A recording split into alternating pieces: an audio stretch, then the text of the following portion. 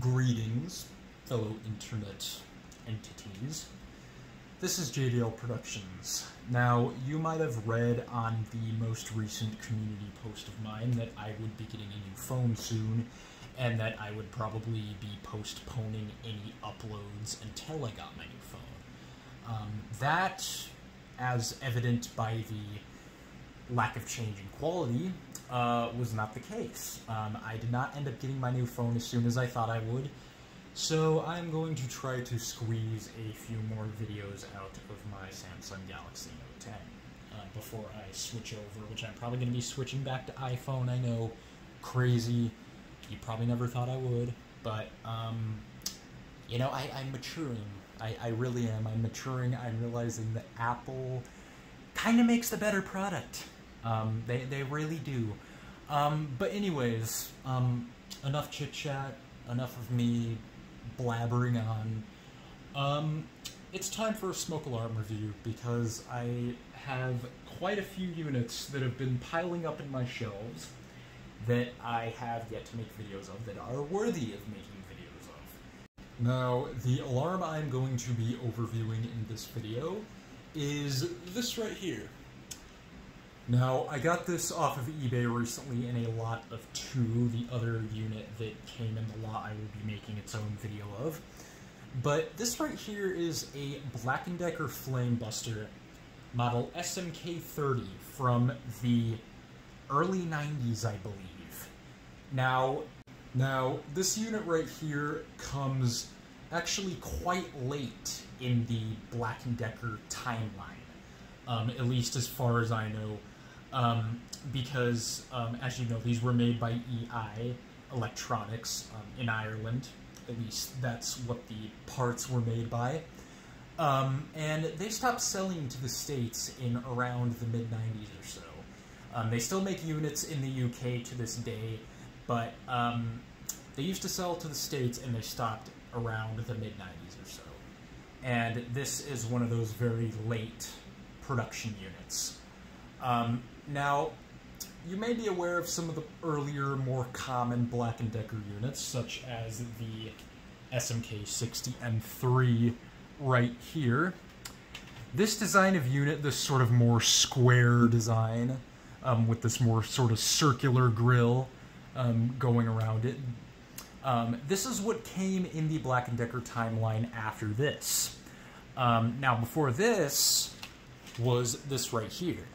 This is the SMK-60 M1, which is essentially the same thing as the GE 8201-401C and the GE SMK-6. I have a GE SMK-6 as well. I'm not exactly sure why the GEs use the same model number prefix. Yeah, I'm not sure about that. What I'm kind of rumoring is that the very late GE models, the very late ones, are sort of what turned into this. So GE sort of, they sort of handed their units over to Black & Decker, and they sort of started producing them on their own, or EI might have switched the company they were selling to in the States. I'm honestly not sure. Now, before this right here, Black & Decker actually, and they might have only done this in the UK, but originally they rebranded the GE 8201-301, and they had Black & Decker units based on those. There's actually a commercial on YouTube of ones that were being sold in the UK. I'm not sure if they were being sold in the US. I'm pretty sure they were not. But yeah, so Black & Decker's kind of an odd timeline when it comes to smoke alarms. Now, this unit, there were 2 other units that look almost identical to this one. Now this unit, as you can see right here, has a silencer.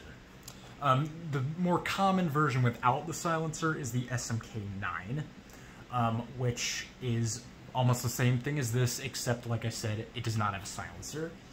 And then there was the SMK-25, which I don't know if there are any other inherent differences between the two that I can't think of. But the main difference I know is the SMK-25, this entire half of the grill is closed off, obviously except for the horn output. And also that one has a battery flag inside, which this one does not have. And I'll show you the inside in a minute. A battery flag such as this one. Now there may be some other differences, but I don't know what they are. Those are the only two differences that I noticed, because Enland has one and he made a video of his a couple of years back. So, yeah, now if we take a look at the inside, just let me go ahead and open it up here, and zoom in a little bit, and then make sure I am focused. As you can see, this one has an LED in the center. Now that's how you know this is a much later Black & Decker model, because EI didn't start putting LEDs into their units until like the early 90s or so. Even the early ones that looked like this, more particularly the SMK-9s, most of those did not have LEDs. But most of the ones with the silencers did. So it's kind of odd. But yeah, and of course there's your trumpet-style piezo right there, your black plastic sensor, almost the same thing as the SMK-60 M3, except obviously the SMK-60 M3 has a battery flag and no LED. So, yeah. Now, what else there is to show about this? The label is inside the cover, which I'm not sure if I can focus in on it. You can kind of see it there. Model number SMK-30. Let's see, what else does it say on there? Focus back in. Now, it says Connecticut. That's where they were pretty much distributed from in the States. But you can see right there, made in Ireland.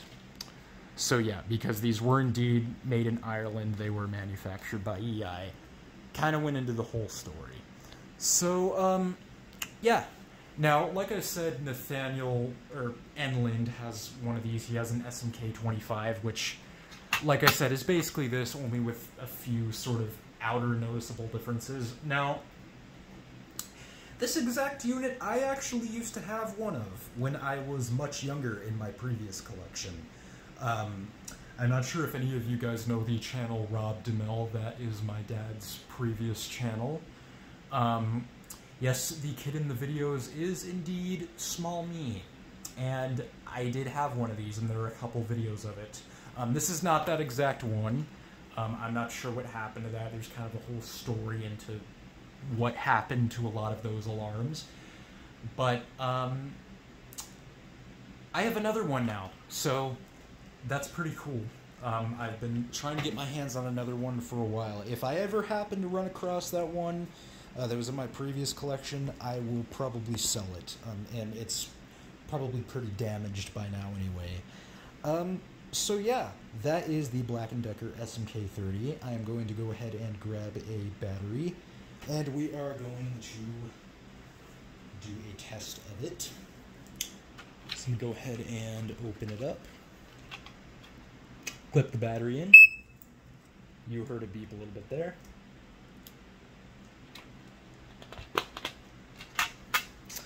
Alright, I'm going to kind of get a little closer to the unit, and I'm going to turn the ISO down so you can see the LED blink. Let's wait for it.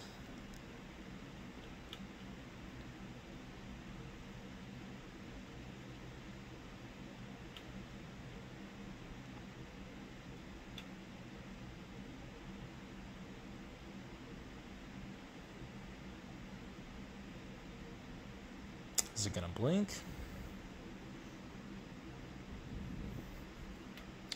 Alright, well, I'm not sure if it's gonna blink. It might have, but the camera didn't pick up on it. But let's go ahead and test it, because I know it works. So, there you go. And yeah, as you hear, it does that classic 4/6 pulsating that pretty much all these did, and they still do in the UK to this day. At least the ones that they still produce, because of course in the UK they don't have the same NFPA codes that they have here.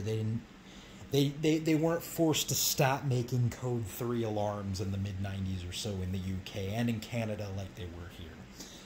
So, yeah, I don't really know what else there was to say about it. I figured I will show you guys the back of it as well. There you go. There's your issue number right there, 26,258. Of course, 0.9 microcuries as these all used from this era. Yeah, so that's really about it. Now, one other thing I will mention is that there was also a unit that looked very similar to this right here and had a clear button in the center just like this one. It was actually sold at Menards. It was made by Security Force, I believe, in the very early 90s. So yeah, I don't know if that was sort of their kind of odd, like I don't know if EI sold to Menards and that was kind of the transitional model. But yeah, that's kind of odd. But that's about all there is to talk about. Very cool unit. I know I kind of overly went into detail on some things in this video. I'm just bored. But anyways, hope y'all enjoyed this video. That is the Black & Decker Flamebuster SMK-30 smoke alarm. Hope y'all enjoyed this video.